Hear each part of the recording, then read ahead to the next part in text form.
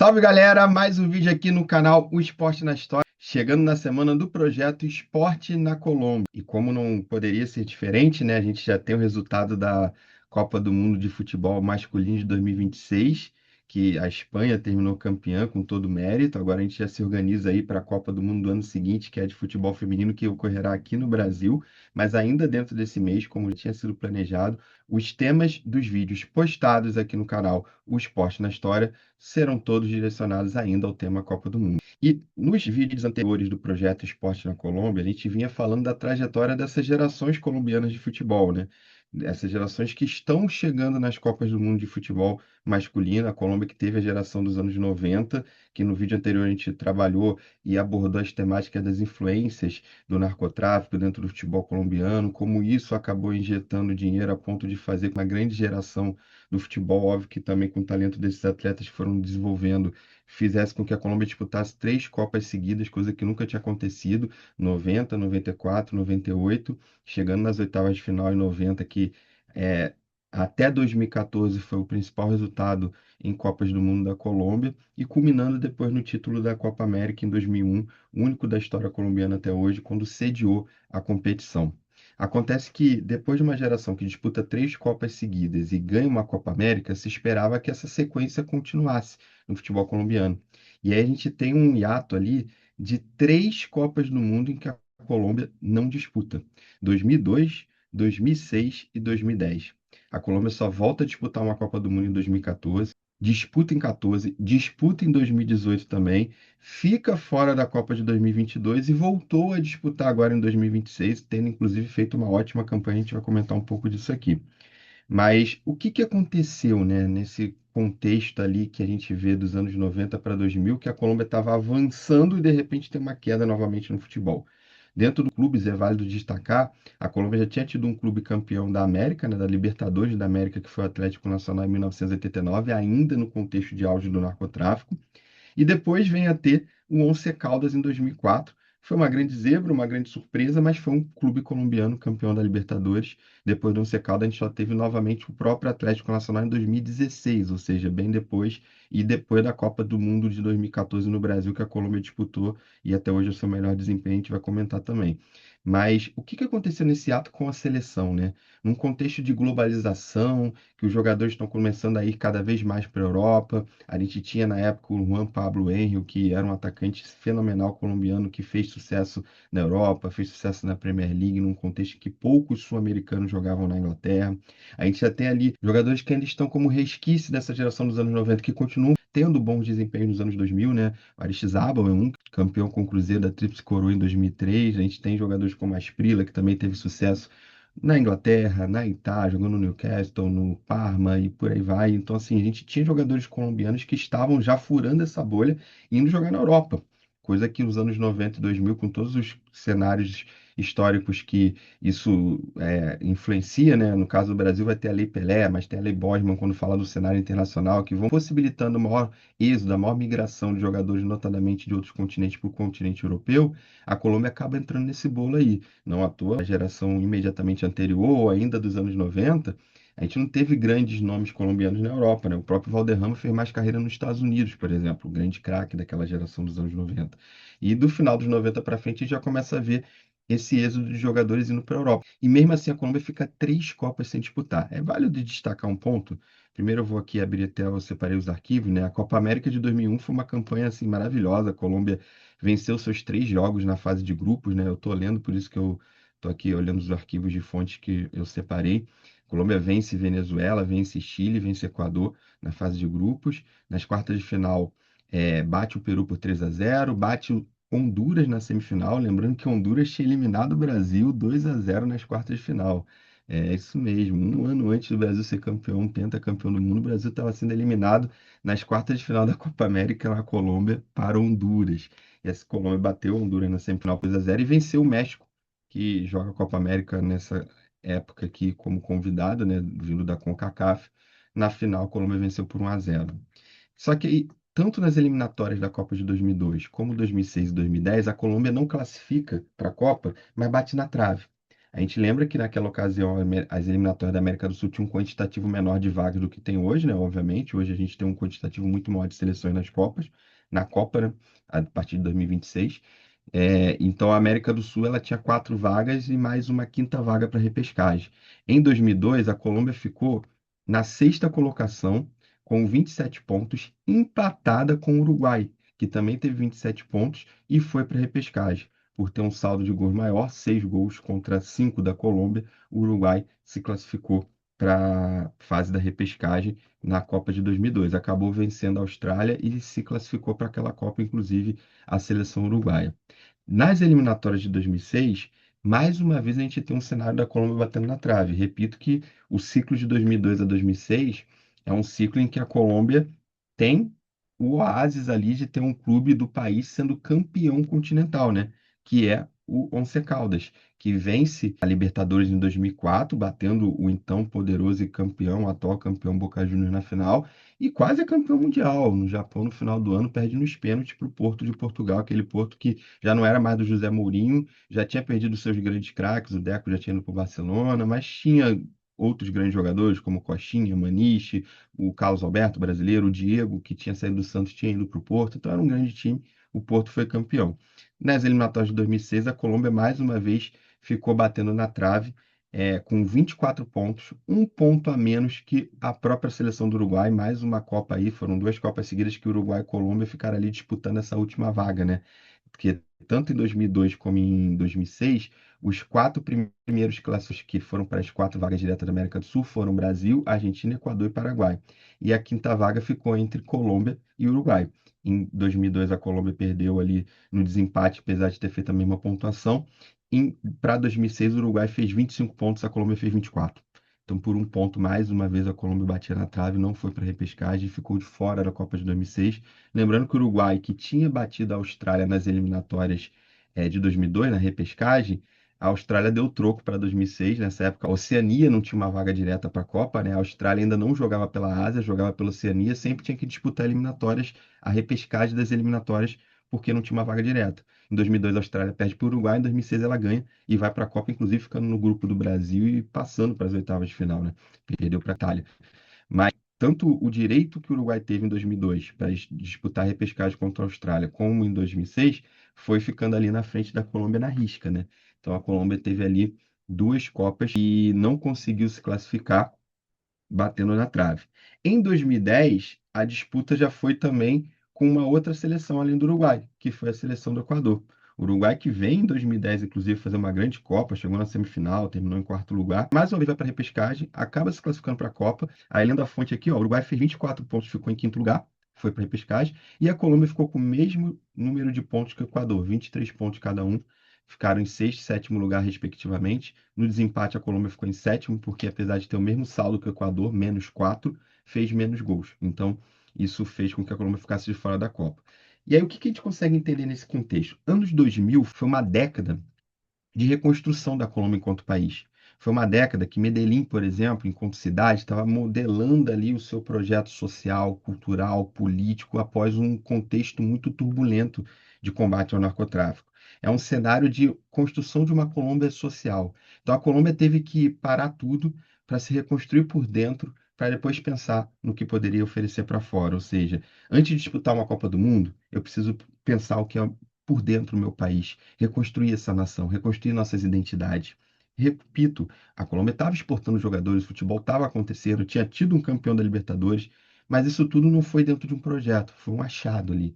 É um jogador ou outro que surge pelo talento, é um clube como o Once Caldas, que, como zebra, naquela ocasião, consegue um título inédito da Libertadores, mas no fim das contas, o que a gente vê era uma Colômbia que ainda estava se organizando internamente para pensar a diplomacia, suas questões políticas internacionais e, por que não, o desenvolvimento do esporte, o desenvolvimento de outras manifestações culturais, do cinema, da literatura, que com Garcia Marques e outros a Colômbia era sempre muito falada internacionalmente. A Colômbia estava primeiro se reconstruindo, estava se modelando novamente e reconstruindo também a sua própria identidade. Por isso que quando a gente fala de uma Colômbia em reconstrução nos anos 2000, ela passa por uma série de fatores que a Copa do Mundo vai ser um dos pontos ali que a gente vai pensar. Não teve o planejamento adequado, poderia ter feito 2, 3 pontos a mais, foi na trave que bateu. Ok. Mas a Colômbia, quando tinha grandes times, nunca precisava mendigar pontos para classificar para a Copa. Por que que não estava dando? Era exatamente pela ausência de um projeto de nação a longo prazo que pudesse também refletir no esporte, também na Copa do Mundo e outras propagandas políticas que se faziam importantes naquele momento. O que a gente vê era uma Colômbia em reconstrução. E essa reconstrução também era uma reconstrução geracional. O que a gente vai ver na década de 2010, de grandes jogadores surgindo no futebol colombiano, dentro de uma lógica do futebol profissional, tem a ver também com essa Colômbia social que estava sendo formada nos anos 2000. Eu dei o exemplo de Medellín, que virou modelo de cidade, inclusive, para ser inspirada aqui nas políticas públicas de segurança no Rio de Janeiro, que foi feita às avessas, é verdade, por aqui, mas o modelo que é inspirado internacionalmente, e não foi só no Brasil e no Rio, é o modelo de Medellín. Bogotá, enquanto grande capital, a gente vai ter as cidades do Caribe e do Pacífico também investindo em modalidades esportivas, em práticas de lazer e sociais que pudesse possibilitar esse desenvolvimento da sociedade colombiana. A gente vai ver os frutos disso no longo prazo. Então, se tem ali um hiato de Copas batendo na trave e não conseguindo a classificação, acho porque a Colômbia estava se reconstruindo por dentro. E essa geração que vai crescer nos anos 2000 e vai culminar na década de 2010 como uma geração que pode trazer frutos não só no futebol, mas também em outras modalidades esportivas, na cultura, na música. E a gente tem a Shakira surgindo aí no contexto dos anos 90 para 2000 e bombando depois como prova disso tudo. É exatamente essa geração dos anos 2010, na sua fase adulta como 2010, no sentido de conseguir colocar em prática o que estava sendo desenvolvido na década de 2000, não só no futebol, mas enquanto projeto de nação. E a Colômbia consegue, a partir dali, ter uma sequência muito boa de Copa do Mundo, 2014, 2018, 22 fica fora, é verdade, a gente vai falar sobre isso, mas 26 volta fazendo novamente uma grande campanha. E aí, só para a gente analisar e fazer um comparativo, né? Nas eliminatórias para a Copa de 2014, a Colômbia ficou em segundo lugar, apenas 2 pontos atrás da líder Argentina. A gente lembra que, pelo fato do Brasil ser a sede da Copa de 2014, o Brasil não disputou essas eliminatórias. Mas a Colômbia foi a segunda colocada, ficou atrás apenas da Argentina, que foi a líder das eliminatórias, e se classificou muito a Copa que seria disputada aqui no país vizinho, que é o Brasil. Na Copa em si, a Colômbia fez uma campanha excepcional. A fase de grupos ficou num grupo que tinha Grécia, Costa do Marfim e Japão. Venceu os 3 jogos e se classificou em primeiro lugar na sua chave, classificando-se assim pela primeira vez para as oitavas de final desde 1990. Nas oitavas, num clássico sul-americano contra o Uruguai, bicampeão do mundo, que vinha de uma semifinal de Copa e que tinha todo esse imbróglio também das disputas nas repescagens com a Colômbia, né, que o Uruguai pegou a repescagem 2002, 2006 e 2010, a Colômbia bateu na trave nas três. A Colômbia venceu num jogo espetacular do Rames Rodrigues, que fez um golaço. Era uma seleção espetacular, né, gente? A gente tem que lembrar. Rames Rodrigues é jogador de Real Madrid, jogador de Bayern de Munique, jogador de Premier League. Então a gente está falando de jogadores que estão bombando no cenário internacional e fazem uma excepcional Copa do Mundo. Vence o Uruguai por 2-0 nas oitavas de final e param naquele jogo difícil contra o Brasil, 2-1 para o Brasil nas quartas de final. A Colômbia eliminada, mas fez até então a sua melhor classificação na história das Copas do Mundo. Muitos colombianos ficaram achando que o Brasil não merecia ter vencido aquele jogo. Eu sempre olho pela ótica do avanço.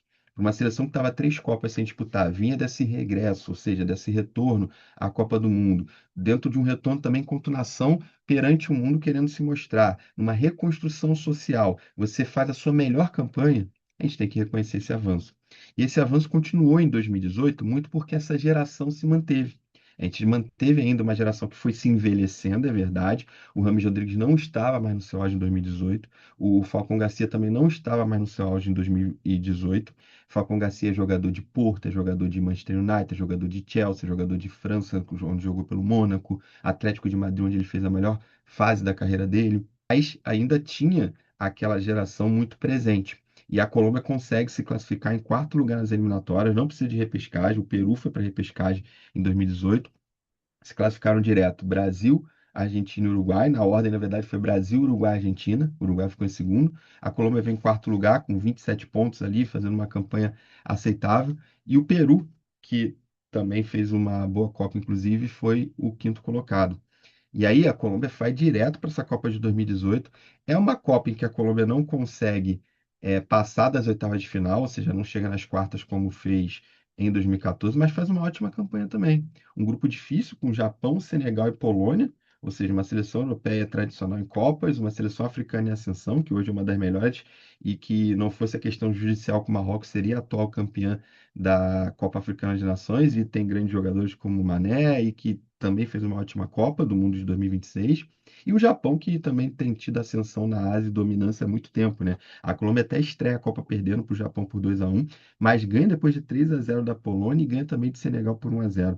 Nas oitavas de final, a Colômbia pegou a forte Inglaterra, que chegaria até as semifinais e terminaria em quarto lugar nessa Copa do Mundo. Inglaterra, que acabou de terminar a Copa de 2026 novamente nas semifinais em terceiro lugar. 1-1 no jogo e 4-3 para a Inglaterra nos pênaltis. A Colômbia conseguiu levar para os pênaltis uma disputa contra uma seleção campeã do mundo, que era a Inglaterra.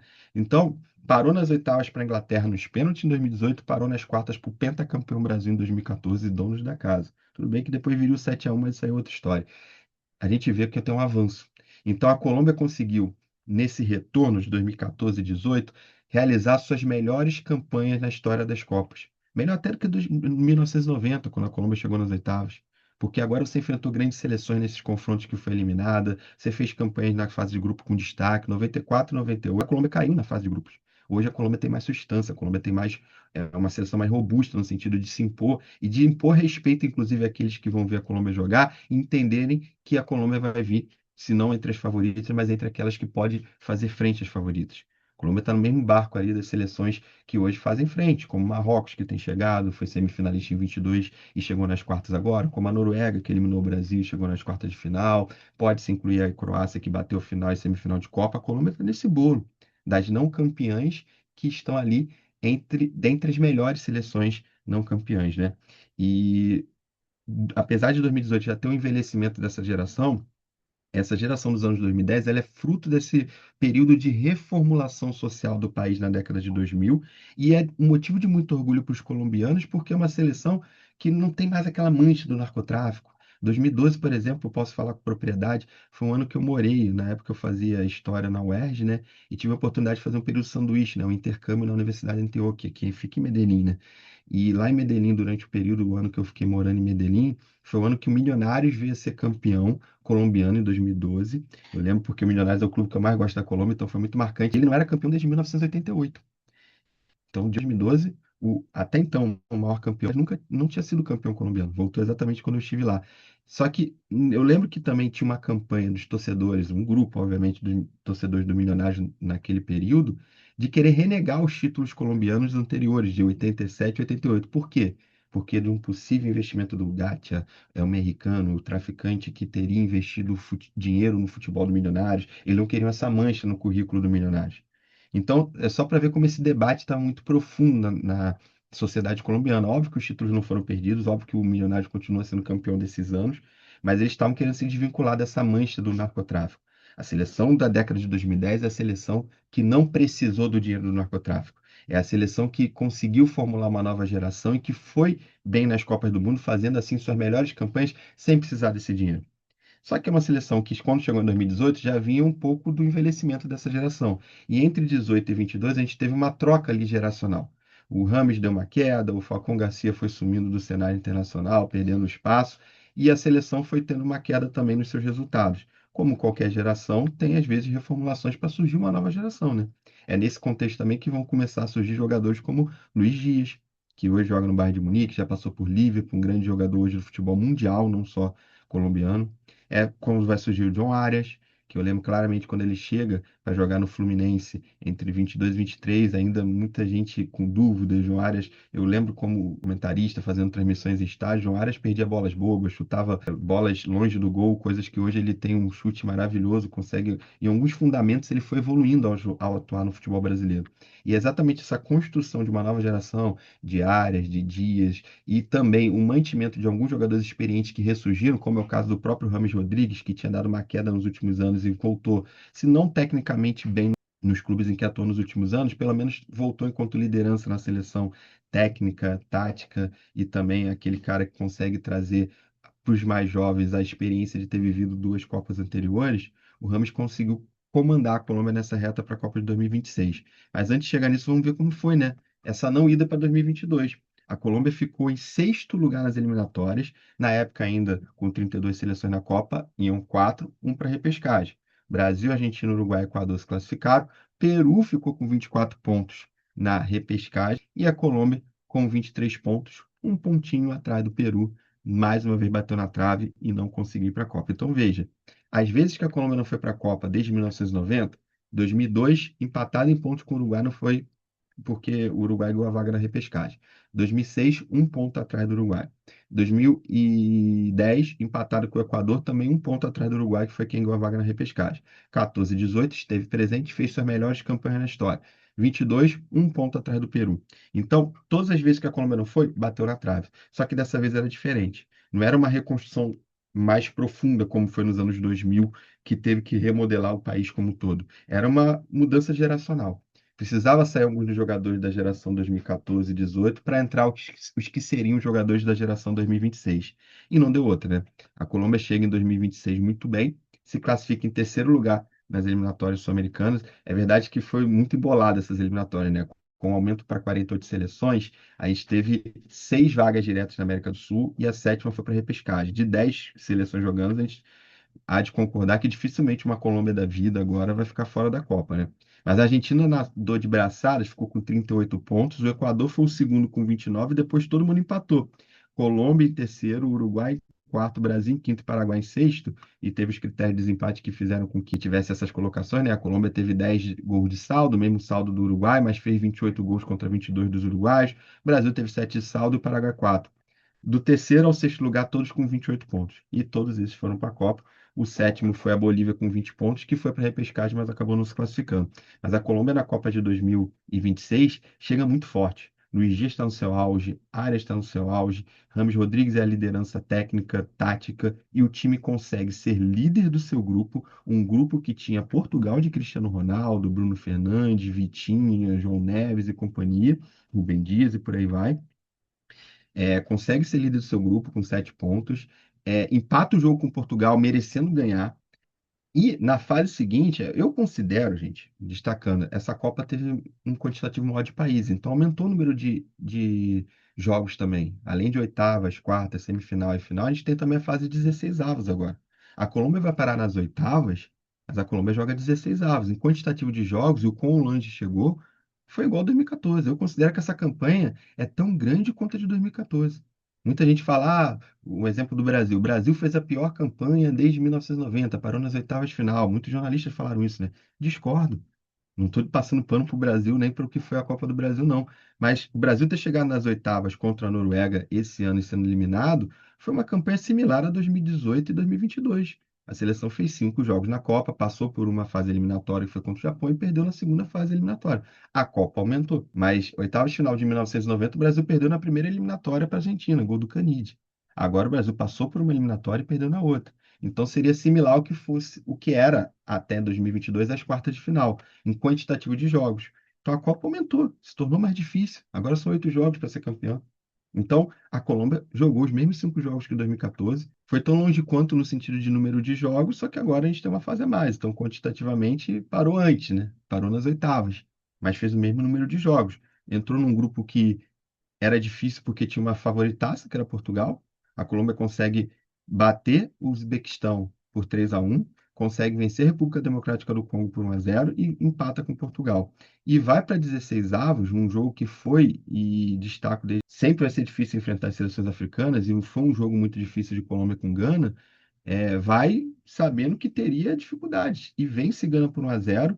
Pega uma Suíça que é sempre aquele jogo morno, meio banho-maria, mas a Suíça sempre, todo mundo não dá nada, mas ela sempre está ali. A Suíça sempre está classificando, sempre está chegando nas oitavas, nas quartas, em Eurocopa bate semifinais. Não ganha, mas sempre dá trabalho. E elimina uma grande de vez em quando. E é um jogo chato mesmo. Enfrentar a Suíça é chato, a gente sabe disso. E quem acompanha o futebol suíço sabe que a seleção da Suíça é uma seleção que sempre dá trabalho. E a Colômbia teve dificuldade de matar o jogo durante os 90 minutos mais prorrogação. O 0-0 levou para os pênaltis e nas penalidades a Suíça venceu por 4-3. Então a Colômbia foi eliminada de 2026, sabendo que podia chegar mais longe, sabendo que podia ter chegado nas quartas enfrentando a rival local, né, a Argentina da América do Sul. Se ia ganhar ou não é outra história, mas eu apostava inclusive que era a seleção que tinha mais chance de fazer frente à Argentina era a Colômbia. Mas o que a gente consegue identificar agora, depois de olhando as fontes aqui, agora eu estou destacando com mais clareza, é que a Colômbia teve agora uma reconstrução geracional. E essa reconstrução geracional passou pelo Luís Dias, passou por esses jogadores que vêm desse ciclo de 18 a 26, e que agora, eu não tenho dúvida, a Colômbia vai vir mais forte ainda em 2030. Porque os aspectos sociais dos anos 2000 já estão mais consolidados, as gerações já estão mais fortalecidas e a Colômbia cada vez mais tem jogadores atuando no futebol internacional, no futebol europeu e fortalecendo a sua liga também, que hoje já tem ainda clubes. Vencer a Libertadores hoje é muito difícil, né? O Brasil tem sido muito dominante, até para os argentinos tem sido difícil. Mas hoje, cada vez mais, a gente tem clubes colombianos disputando com cada vez mais com força, né? Essa competição continental que é a Libertadores da América, assim como a Sul-Americana. Então a gente falou um pouco aí da geração colombiana que fez frente e chegou das últimas quatro Copas, disputou três, fez duas das suas melhores campanhas da história, que é 2014 e 2026. E mês que vem a gente vai voltar com outras histórias do esporte na Colômbia. Eu não vou falar de futebol, vou falar de outras coisas no vídeo de 22 de agosto. Mas acompanhe aqui o canal O Esporte na História, acompanhe que dia 1º de agosto já vai ter vídeo falando do projeto Esporte em Livro. A gente vai trazer um livro muito marcante para mim, não vou dar spoiler agora, mas falando dos maiores jogadores da história do futebol brasileiro, que tem sido, na minha opinião, um pouco apagada a sua memória, a gente vai tentar resgatar um pouco disso. É um livro biográfico. Toda semana tem vídeo aqui para você novo. Não deixe de seguir o canal, compartilhar com seus amigos e amigas. Não deixe de ativar as notificações. E a gente se vê na próxima semana. Um abraço.